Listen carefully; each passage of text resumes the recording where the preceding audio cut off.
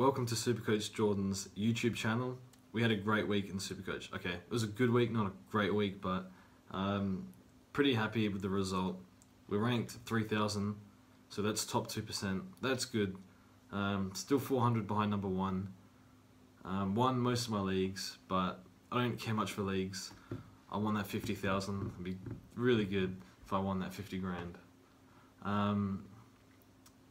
Yeah, 2,309 I scored, and had some underperformers, had some overperformers, but an okay round. I think it was pretty good, so pretty happy with that. Oh yeah, I have this Tom Mitchell badge. I'm not selling him or anything. You can go on Google Images and print it, and I don't have any pins, but I'm using sticky tape. Yeah, just print it off, stick it on. With a bit of confidence, you can wear it outside the house. So we love Tom Mitchell. He's our new king. So praise to the king, I guess. I love Tom Mitchell. Anyway, so the team, Laird solid. Jake Lloyd was a bad trade, it looks like, but we're just gonna leave it there. Hopefully McVeigh breaks his leg, like not too badly. Like hopefully he gets injured or retires or something. So because it's kind of hurting Lloyd a little bit. I didn't mean that. No, I wish no one to break their leg. Riley Bonner was good. No, he wasn't. He was bad. 68 is bad, but he's going to make a bit more money, so hold him for a little while. And then the rookies were awesome. So this structure has worked really well. Wish I had Simpson or Savage, but that's fine. So Aaron Norton and Murphy were really good. So that's really good for me. So healthy bench and 6 defensive rookies is working really well. Then the midfield, Tom Mitchell. Now, just quickly, my first team reveal from last year, I said Tom Mitchell was going to average 150. Like, I'm just saying, that's all I'm saying. And I said that kind of as a joke, but it's actually happening. So, well, he's in unbelievable form. I think that's 9 Brownlow votes, and Dangerfield's probably on 0, and Dusty's probably on 4 or 5. So, yeah, Tom Mitchell is, yeah, he's in a really good position to win the Brownlow. I know it's only round 3, but I'm just saying, he's in unbelievable form. So Josh Kelly, man, something's not right here. I don't know. He's not playing as well. He's still scoring okay. Giants have a pretty easy draw the next 3 weeks. They have Freo and then 2 other crap teams. So Freo good, but still should beat them at home. Now Fife was awesome. Said something. I nearly traded him to Dangerfield. That would have been the dumbest thing ever. I can't believe I even entertained that idea, but lucky I didn't. Parker and Cripps were really underwhelming. Cripps got stopped, so I think he had 1 clearance for the game. It's like Pendlebury was kind of tagging him. They were kind of blocking him at clearances. So, and he's pretty slow player. So if he's not winning the ball or kicking goals or anything, he gets all his points at the stoppages, and that's kind of where they blocked him. So he'll be fine. He's going to get tagged, but still, the fact that he got 92 out of that game was fine. Canelio's been awesome. I think he's been one of the best picks this year.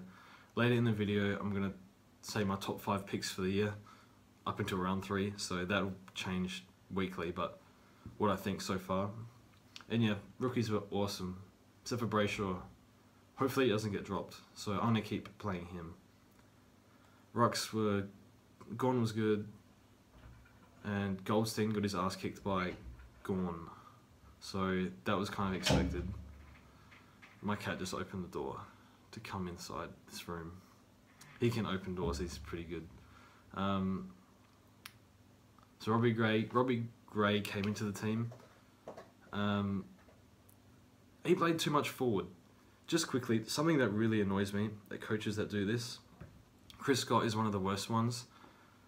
So Robbie Gray is a dual All-Australian midfielder. He needs to play midfield. Yes, he's All-Australian in the forward line, but Port have so many options in the forward line. Port are a better team with Gray in the midfield, so he should be playing midfield. He is their best midfielder, and he should be playing midfield. So that annoys me. And Chris Scott does it with Dangerfield. Dangerfield plays forward for the first half, and they get killed. Dangerfield goes into the midfield in the third quarter. I don't know. They pretty much triple their score in the third quarter. So, yeah, Danger is a midfielder. Because Chris Scott thinks, oh, I have Ablett and Selwood, now I can put Dangerfield up forward. It doesn't work like that. Like, you're a premiership coach. They lost their prelim last year because Dangerfield went in the midfield when it was too late against Adelaide. Now I'm talking other stuff from Supercoach, but Dangerfield and Gray, I'm trying to say, they should play midfield. It's so clear. But anyway, Walters, hopefully he's not injured, but him and McLean have been awesome, so that's really good. Devon Smith, Sicily was injured, suspended. I played Ryan, and it let me loop Fritsch, so I got to start English as well. The suspension actually worked out, so, and there was a big brawl in the Hawthorn-Richmond game, so it's probably a good thing that Sicily wasn't there for that. So yeah, pretty happy so far. I'll show you how I've ranked certain players. Oh yeah, I have this. This is a print off. You can just make one yourself if you want a badge too, but love Tom Mitchell. He's so good. This thing here. So my 5 best picks of the year. So I have 5 is Tom Mitchell.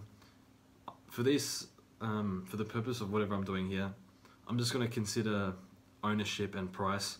So because he's like 30-40% ownership, he's not really the best pick of the year, but nevertheless he's been probably the must-have of the year. So Mitchell is number 5. Number 4, I've prepared this really well. 4 is McRae. So McRae has been awesome. He's averaging like 120, 130. So that's really, really good. And I kind of wrote him off. I thought Merritt, Oliver, Matt Crouch were better options. McRae is the number 1 player at the Dogs right now. So he's been really impressive. Even when he was like 20, 21, I think he was averaging like 100. So really impressive from McRae.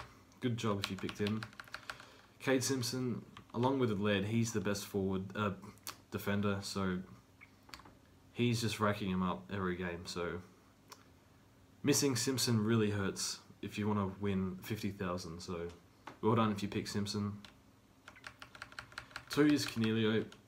This is because his price. So pretty much all the mid-price midfielders have failed except for Cornelio and Lockie Hunter. I think Lockie Hunter was a mid-pricer, but it doesn't matter about that. No one picked him at all. His ownership was 25-ish%. So if you had him, he's a premium now. You've got a premium for 450,000. So that's awesome if you picked Cornelio. And number 1 has to be Brodie Grundy, I think. So Grundy he's been awesome this year. The Cox factor kind of put people off, but he's been dominant. He took Cruiser to the cleaners, and Cruiser's a damn good ruckman. Maybe he was still injured a bit, I don't know, but yeah, Grundy has been unbelievable this year. And looks like the second, him and Gawn look like the 1 and 2 at the moment. I mean, Steph Martin's still good, Goldstein's still good.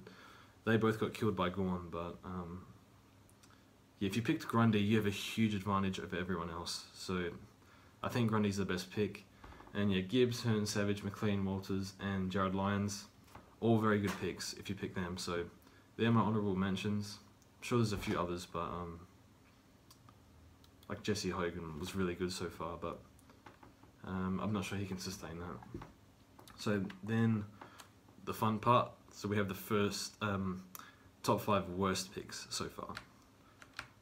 Hopefully I did this right. So Zorko, because of that early game that he got like 30 something, he's gonna leak cash really badly, and he's copping tags, and I'm not sure he can deal with tags, and he has a real lack of support in the Brisbane midfield, so he's probably gonna get tagged every game. I hear people say, oh, like tagging's gone out the game.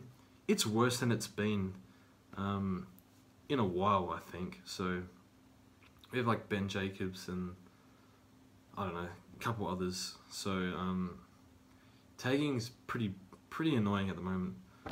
So Zorko, I think he'll come good, but as a starting pick, he's been a disaster. Oops. Okay, Ryan Burton. This has been a dreadful pick. He's playing like forward a little bit. He's not accumulating down back, so he's kind of gone backwards this year. But he'll be a good player. But he's been awful for Supercoach.